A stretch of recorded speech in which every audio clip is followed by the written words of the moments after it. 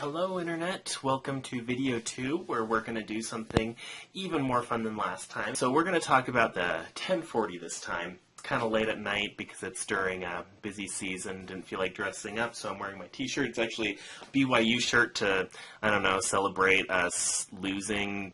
And what I've created here is kind of a typical scenario. So if you are filing the 1040 and you make under $60,000 a year, you can actually go on to the IRS's website, and if you go to the right-hand side of the screen, they have different software providers that you can use to file for free. And so really, if you're under $60,000 a year and you're not exactly sure how to file a tax return, it makes a lot of sense just to go ahead and use those software. No reason not to do that if you make under $60,000 a year. So really what I'm addressing here are people who don't qualify for that. So you're above the $60,000 range. You still don't want to get somebody to file the returns for you. So I'm going to talk about a way to file that, and still it's going to be free filing. And so we're just going to go through an example that I've created here. That's kind of a typical example. It's married somebody who's married filing jointly. So you have, his spouse is there. They have one child. They're both working jobs. Just kind of a typical situation that you might see.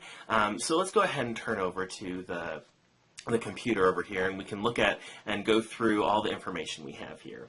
So if you look over here, I have in this folder right here just kind of, we'll call it our digital shoebox. So, you have all of your tax documents. And really, you should have some sort of good organization system. But honestly, with individuals, typically when I'm preparing one, I just get, a huge pile of stuff. And that's probably kind of what your organization system is. So all the information we got a 1098, which is, your mortgage interest. And we got a 1099 for our person one, McGill. This is the actual return here. I went ahead and created it so we can kind of have a cheat sheet to go off of at the end of the day. Obviously, you will not have that one to work off of, but in your situation, we also have our car registration, a daycare receipt, student loans, and then we have 2 W-2s right here. So if we open them up, I've opened them all up over here. So you can see here are all of my different items in the shoebox. So what I recommend doing to prepare a return, what I found to be easy is there's actually a program. If you go to, it's Excel 1040, I believe. Yeah, Excel 1040. So this guy, just some random guy, went and he created the entire 1040 in Excel, which, as an accountant, I think that's the most amazing thing in the world. For anyone else, it's probably kind of whatever. But it's actually really nice because this is a way that you can do it kind of by hand, but he also has things that help you out here. And it is available free. He does say that you can, he does give you a place where you can donate if it's helpful. And if you do have any problems or questions, he does have an email here. But if you scroll down here, you download it. And so that's what I've done here. This is the program. It's 2014 1040. And when you open it up, it is from the internet. And so you'll get this warning saying that it's potentially unsafe. I went ahead and clicked Enable Editing. I haven't had any problems. I've already done my tax returns without any problems. And if you scroll down here, you'll see you have a tab for not every form imaginable, but pretty close to it. If you go over there, then this program is really nice. So you have your W-2s right here. So if I go ahead and snap my, oops, wrong one, my documents over here. So let's go ahead and look at our W-2s. So here we have James McGill. He has a W-2 from the Saul Goodman Corporation. I've been watching Better Call Saul, if you haven't guessed, and so that's where all these names have come from. If you get an actual W-2, all this other additional information will be filled out. But in here, I really filled out the very basic, bare bones information that you're actually going to put on the return. In general, the rest of the information on a W-2 is informational. Once you hit 60,000, if you're under that level, some of it can kind of come into play. But for somebody over 60,000, you're really not going to use anything other than box 1, 2, 10 potentially, and then your state information down on 15. So in this one, so this is our employer one is the Saul Goodman Corporation. So it says, right here, box 1, we're going to put in 40,000. Box 2, he had $5,000 withheld from his paycheck. And so you can enter in the rest of this information. It will come into play again if once you start making, I believe it's about 150,000, 110, 150,000 is where you're going to start seeing an upper hand information. So you are going to want to fill out that information. But for our example, we're not going to that other upper limit, so we're not going to discuss that. And so then on 17, your state income tax withheld is $2,000. Local, there's no local tax apparently in New Mexico, and so we're not going to put anything there. Okay, so this is for our person here, and then you have the spouse here, so we'll go over to our second W-2, which is for Kim Wexler. So we're putting 80,000 there is her wages, and then she's having 10,000 withheld. And so then we scroll on down to our state income tax being withheld, this number right here, put in there, and so all that information is being combined here. And so what's really neat, you can see, you know, as you scroll around, everything's being calculated for you, and this is where things get really nice. So if you go over to your 1040, the information drops down here right into the right boxes. So kind of continuing on, just the other things that you have here. So 1099-R, so for retirement pay, you can also put in information here. Social Security benefits, that would go in this tab. In this case, and we don't have any, so we're going to continue right along to our 1040. Okay, so just starting at the top. This information, so the good thing and the bad thing about using this 1040, you can't actually file, you can't print it out and file it, so you will have to take this information and eventually transfer it over to another form. But it is really helpful to help you get to the right number. So we're going to go ahead and use it there, but I just say that because a lot of the information you don't necessarily need to fill out. It's more to help you come up with the right numbers. But for this example, we're going to fill out, you know, everything that we can, just to give you an idea of what you're looking for here. So up here we have our first name and last name. So I'm going to go ahead and type in everything. I like to put it in caps locks, but it's really up to you. So in this, it's James McGill. Our social security number, obviously, I'm not going to use a real social security number, so I'm just going to do the old standby that accountants like to use for examples. So the next one here is Kimberly. I put an E in there for some reason on my final version, so I'm going to lean into it and go ahead and use it all. So that's my backwards social security number. I don't know why. I'm probably going to type in something wrong here. But I actually looked up a regular street name in Albuquerque. I've never actually been there. My mother-in-law's from there, but I've never been. So I just kind of used Google Maps to find an address there. I have a friend who teaches at the university down there, but anyways, maybe one day I'll go. Okay, so that's just the general information up there. If you really want to contribute $3 each to the presidential election campaign, you can check your boxes there.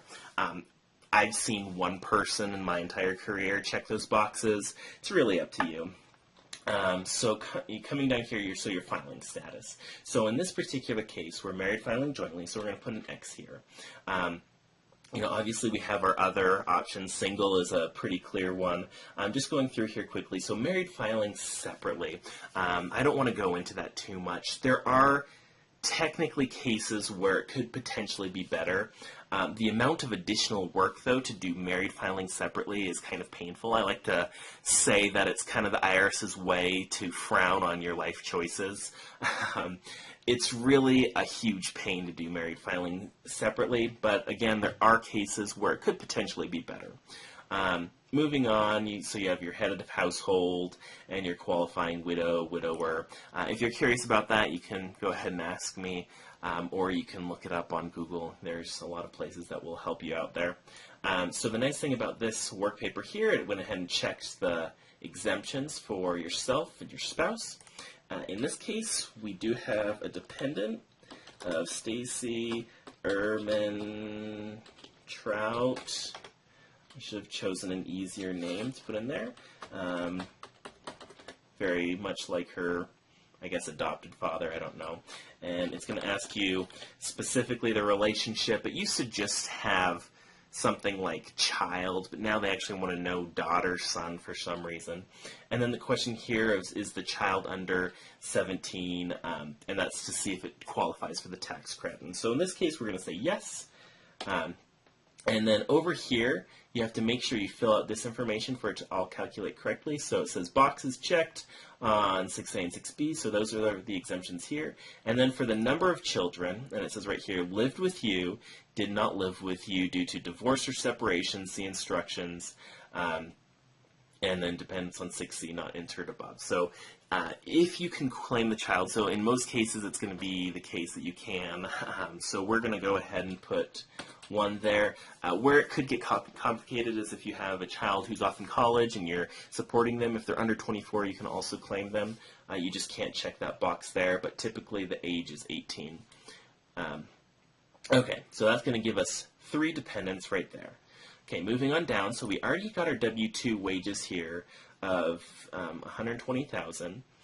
And moving down, so I didn't put any taxable interest in this case. Any interest you get from a bank would be taxable. You're not going to get any sort of 1099 int from the bank unless you make over $10 from the account. Technically, it's all taxable whether or not you get a 1099 int. But so that's where you would put it. In this case, again, I'm just saying they didn't have any, makes it easier. So dividends, obviously you'd put it there. So kind of coming down here, these are, yes, people have them. I'm not going to talk about them here because the rules are getting complicated. I'm just trying to get what I saw as kind of the, normal general cases. So one thing that I do see a lot of is taxable refunds. So what this is talking about is if you got a refund from the state. If you itemized your deduction last year, so in this case, in 2013, if you took an itemized deduction on your tax return and one of your deductions was the state taxes paid, so let's just say you took $5,000 of state taxes paid, but then you got a refund of $500. Well, if that was the case, you took a deduction on $5,000 even though you only technically paid in $4,500 of tax. So what the IRS is saying is, if that's the case, you need to claim that additional $500 in income because you claimed a deduction last year. So that's what we're going to put this year is $500. Oh, this has a little override column over here. I'm sure there's a way that it's calculating it otherwise, but in this, I've always just put the override there. So that's where I'll be. You should get a W-2G, I believe, from any state that you get a refund from. But even if you don't, if you got a refund from a state and you did an itemized deduction in the prior year, you do need to claim it there. If you took a standard deduction, you don't need to worry about it and you can just ignore it. If you were an AMT last year, it gets super complicated, and I'm not going to talk about it right now because that would probably take an hour by itself. Okay, so scrolling on down, we have IRA distributions, pensions and annuities, real estate royalties, business income, farm income, unemployment compensation, all kinds of things there. I don't want to talk about any of that right now. If you do have a business, on my website, backalleytaxes.com, I do have a whole section there talking about how to calculate business taxes. And if you are a small business filing like a 1040 Schedule C, I actually have I do have a book available on Amazon and Barnes & Noble and Kobo and I think even Google Play. I didn't do Apple because apparently you have to have a Mac to do that, and I just didn't want to condescend to that kind of level. So that does explain more about the business income. I'm not going to get into this right now. I mean, there are a lot of people that have businesses, but again, I'm trying to go for general, most common cases that I've seen. So continuing on here, so Social Security benefits. Okay, so other income. If we come back to our shoebox over here, we did actually get a 1099 for McGill. And so Slipping Jimmy did some sort of work for Hamlin McGill. And so they paid him $530. And this is pretty standard for a 1099 MISC. The rest of this information won't be filled out if you did, some sort of job. Technically, they don't need to send you a 1099 unless you did over $600 worth of work. It's still taxable. So in this case, he did $530 worth of work. He wouldn't have gotten a 1099, but he still would have had to pay taxes on it. So in this case, we put 530. So you would put here, it says list type and amount. So we can just put something, let's just put HHM. I had caps lock on, so of course it's going to mess it up. Sometimes I don't think these things through, and so 530. Okay, so that is our total income for the year. We had our salaries and wages, we had that taxable refund, and we have our other income. That comes to a total of $121,030. And that is on line 22. Next, we have our adjusted gross incomes item. So this is kind of it's kind of a dumb concept, honestly. There are certain items that, for whatever reason, the government has decided should get a preferential deduction. That means, so you have your standard deduction and your itemized deductions. If you take a standard deduction, all those additional itemized deductions, you don't get to even look at that. So your mortgage your mortgage premiums, your charitable deductions, all those kind of things, you're not going to get any sort of specific deduction for them because it's all rolled up into that standard, so you can kind of ignore it. However, if you have an item on this this AGI adjustment list, you can take it whether or not you take a standard deduction or an itemized deduction. Why do they break it out? I really don't know. Some people in Congress thought it'd be a great idea that these particular deductions were so important that everybody had to have them. That's really the only reason why they're up above here. So, in this particular case, most of these things we can skip through. So educator expenses, again, if you really do want to learn more about these, I do actually have an entire section on my website. Again, that's backalleytaxes.com. Up in the upper right, I have individual. You click on that individual button. I think you have to click on another button to get you to a 1040 where I explain most of these items here. I try to explain them in a way that people can actually understand, unlike the IRS instructions, which I have to read through 5 or 6 times in some cases to understand what they're actually trying to do. So we're going to skip through a lot of these. So you have your educator expenses, certain business expenses, health expenses, moving on and on and on. Okay, so one that will come up in our particular example is deduction for part of the self-employment taxes, attached Schedule SE. So this is something that can get a little bit tricky.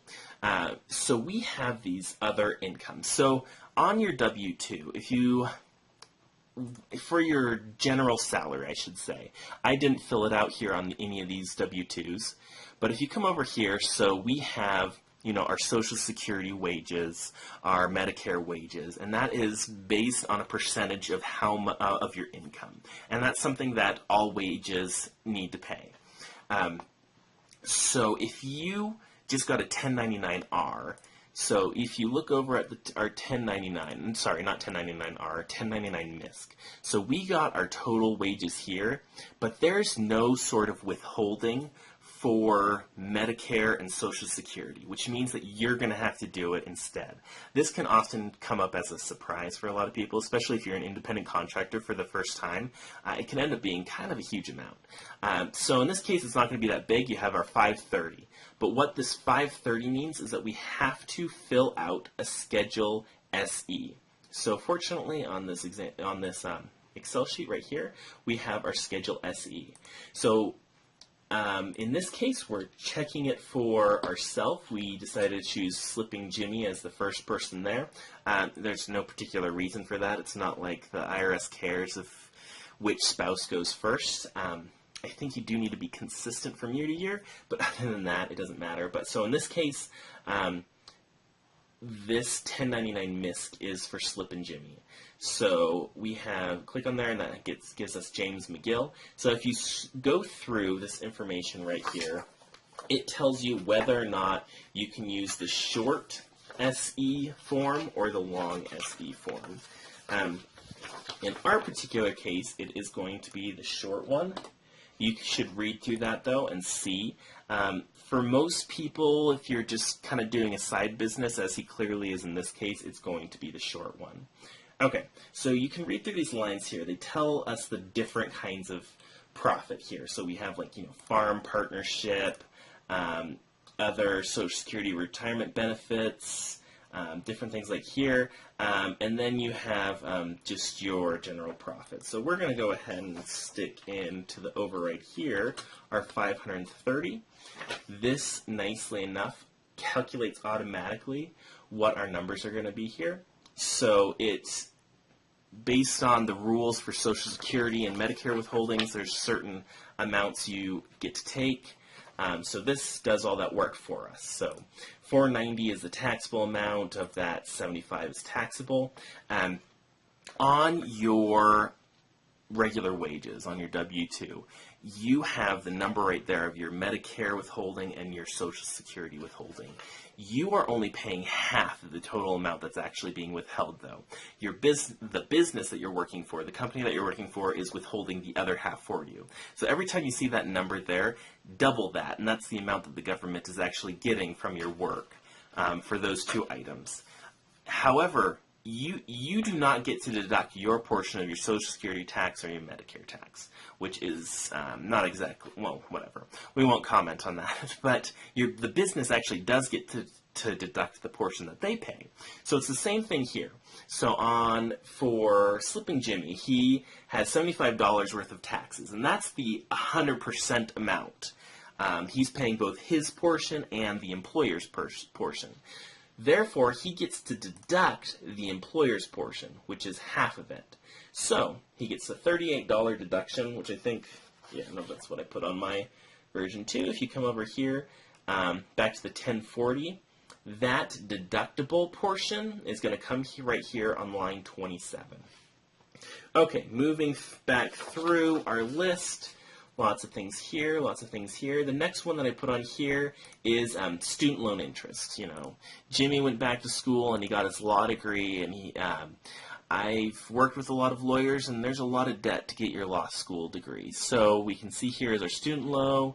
I just made up a slip here because I didn't have a good example to go off of. And if you look down here, so your loan amount's $100,000, principal paid during the year is $100, interest paid during the year is $1,000. There we go. So there's various rules in that. In this case, once you make a certain amount, I think, again, typically it's about 130 to 150. You will want to check the rules on that just to double check. But in this case, he is making, he has interest of $1,000. The one nice thing is that this Excel document will calculate your limitation on these amounts, but again, it's not 100%. So if your income is over the amount to allow you for this deduction, you type in the amount of your interest here, it will limit the amount of interest you can actually take there. So that brings us down to our adjustment amount is $1,038. So our income is $121,030. You're going to be able to subtract these AGI numbers to come down to your adjusted gross income, or AGI, and that is going to be 119,992. So your AGI number, that is a number that flows through pretty much all tax items. You'll see that everywhere.